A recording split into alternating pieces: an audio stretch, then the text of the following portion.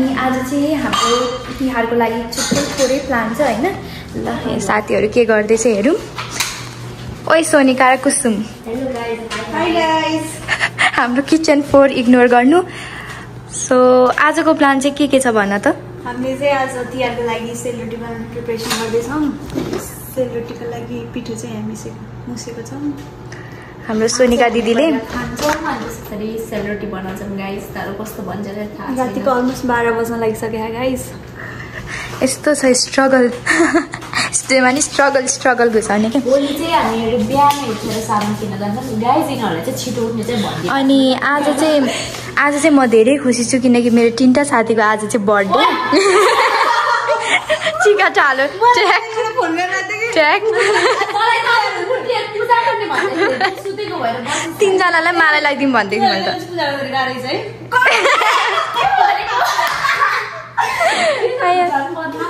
आज चाहिँ म धेरै खुसी छु। अनि यहाँ चाहिँ माइक्रोवेभमा बिरयानी तात्दैछ। अनि यता चाहिँ रोटी पनि छ, तरकारी पनि छ। अनि यता चाहिँ बुल्टक बन्दैछ। ओहो हाम्रो त फेरि थरीको हुन्छ। अनि हाम्रो एउटा कुकुर प्रजाति चाहिँ भोटे कुकुर चाहिँ सुतिरहेछ गाइस। छैन अध्याएर उठ्नु नि उठ्दैन, यो उठ्दैन।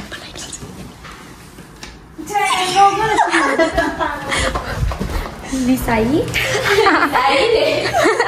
आज कुकुरतिर आएको दिन कुकुर रिसायो गाइस। पूजा गर्दै थालेर बिचरा पूजा सबैले बोलाएको बोलै छ यहाँ।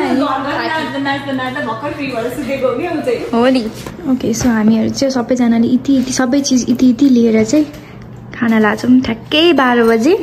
हाम्रो यता हेर्न यता दर्शन दिएन शुभ हुन्छ क्या सबैको दिन। बिचरा उसले चाहिँ ऊ भर्खर सुतेर उठ्यो भएर खान्न अरे।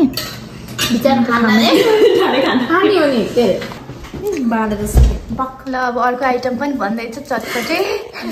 रातिको 1-2 बजे चटपट चाहिँ खानै पर्छ है गाइस। चटपट चाहिँ हेर्दाखेरि चटपटे इन प्रोसेस हो। हामीले बिरयानी रोटी बुल्टक खाएर सकेर चटपटे खाम भने गाइस। म चाहिँ स्टिल अन प्रोसेस। भागी यो चाहिँ भागी हैन। यिनीहरू दुईजना चाहिँ गर्दैछ सेलरोटी। कति बजिरहेको है सेल कति बजिरहेको छ है? अब म छुन पाएको छैन के थाहा। हामी चाहिँ रातिको 12:30 बजे सेलरोटी बनाउन लागिरहेछौँ। अलिकति हाल्छु नि त है। अघि चाहिँ पानी बढी भएको थियो, अहिले फेरि पानी थप्नुपर्ने भएछ। त्यो पानी फाल्दा चिँदै गएन नि। ल के थाहा त छोड्दै केही गएन मिठो हुन्छ।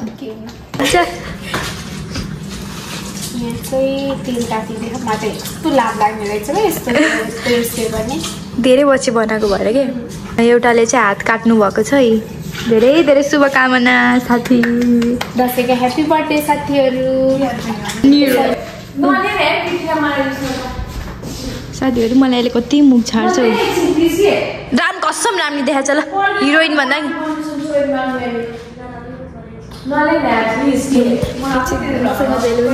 बिहेभ गर्छ यसले चाहिँ मलाई।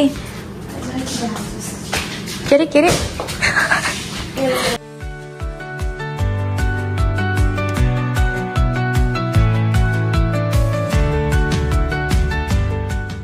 सो गाइस हाम्रो चाहिँ रोटीहरू आधी पार्टहरू बनिसकेको छ।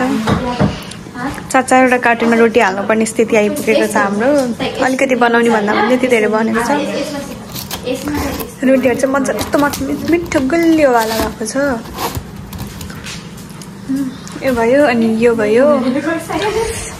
बाँकी रोटी बन्दै पनि छ। सो गाइस यहाँ चाहिँ मैले सेलरोटी बनाएर भ्याइसकेँ।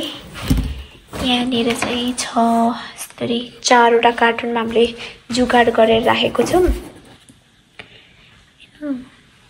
कस्तो भएको छ तर द्याट्स फाइन। गाइज हामी चाहिँ अहिले तिहारको लागि चाहिँ यताउति सामानहरू किन्नु छ खानेकुराहरू त्यसको लागि जाँदैछौँ। अहिले चाहिँ अघि बिहान चाहिँ अलिक चिसो अहिले चाहिँ घाम लाग्न थालिसक्यो। हाई गाइस वेलकम टु ट्विटरको च्यानल। वेलकम गरिसक्यो हामीले। यो कन्टिन्यू।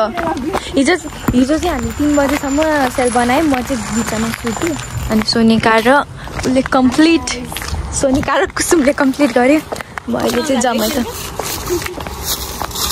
हामी ग्रोसरीमा के किन्छौँ त तिहारको लागि के हाम्रो घरमा अहिले सामान चाहिँ छ अलिअलि छुटेको सामान किन्न पर्ने हो सो हेरौँ जुन चाहिँ हिन्दू ग्रोसरीमा छ यो चाहिँ इन्डियन ग्रोसरी स्टोर हो लेट्स गो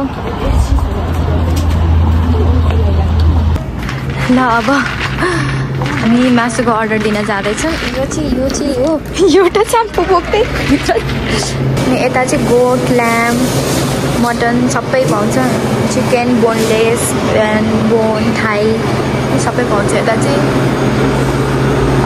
कस्तो चाहिँ बाहिर कुर्दैछ यसलाई चाहिँ अलिक धेरै मासु बनाएर बाहिर कुर्दैछ त्यही हो अनि हामीले चाहिँ अहिलेसम्म किनेको चाहिँ यही स्याम्पू मात्रै किनेको छौँ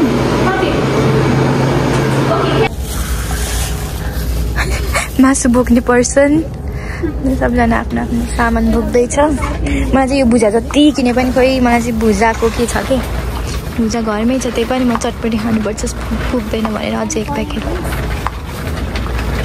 करेन्ट पनि भयो गुलाब जामुन रसमलाईहरू सबै छ के अब let's go to dollar store dollar ट्रीमा चाहिँ हामीलाई लक्ष्मी पूजाको लागि चाहिँ कपडाहरू किन्नु छ अनि हेरौँ अरू के हुन्छ यहाँ चाहिँ क्रिसमसको लागि यो ट्रीहरू सबै पसलमा आइसकेको रहेछ अनि हामीलाई चाहिँ लक्ष्मी पूजाको लागि कपडाहरू किन्नु छ तर हामीले फेरि एकचोटि छिरेपछि केही न केही यताउति किन्छौँ के चाहिँ नाम मात्रै डलर ट्री तर यहाँ प्राइजहरू चाहिँ अलि $1 बेसीमा पनि के पाइन्छ ल लक्ष्मी भित्राउने दिन हामी यसको दर्शन गर्दैछौँ लक्ष्मी भित्राउने देशबाट आएको यहाँ फर्स्ट भित्राउने देशमा आइपुग्यो